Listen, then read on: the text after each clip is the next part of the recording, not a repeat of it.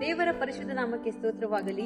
ಈ ದಿನದ ದೇವರ ವಾಕ್ಯ 1 ಸಮುವೇಲನ ಗ್ರಂಥ 16ನೇ ಅಧ್ಯಾಯ 7ನೇ ವಚನ. ಯೆಹೋವನು ಮನುಷ್ಯರಂತೆ ಹೊರಗಿನ ತೋರಿಕೆಯನ್ನು ನೋಡದೆ ಹೃದಯವನ್ನೇ ನೋಡುವವನಾಗಿದ್ದೇನೆ ಅಂದನು. ದೇವರ ನಾಮಕ್ಕೆ ಸ್ತೋತ್ರವಾಗಲಿ. ನಮ್ಮ ದೇವರು ಹೃದಯದ ಶ್ರೀಮಂತಿಕೆಯನ್ನು ಮತ್ತೆ ಹೃದಯದ ಆಂತರ್ಯದ ಸೌಂದರ್ಯವನ್ನು ನೋಡುವಂತಹ ದೇವರು. ಹೊರಗಿನ ಜನರು ನಮ್ಮ ಶ್ರೀಮಂತಿಕೆಯನ್ನು, ನಮ್ಮ ಹೊರಗಿನ ಸೌಂದರ್ಯವನ್ನು ನೋಡಿ ಅಳೆಯುವವರಾಗಿರುತ್ತಾರೆ. ಆದರೆ ನಮ್ಮ ದೇವರು ಮಹೋನ್ನತನು. ಆತನು ನಮ್ಮ ಹೃದಯದ ಆಂತರ್ಯವನ್ನು ನೋಡುವಂತಹ ದೇವರು.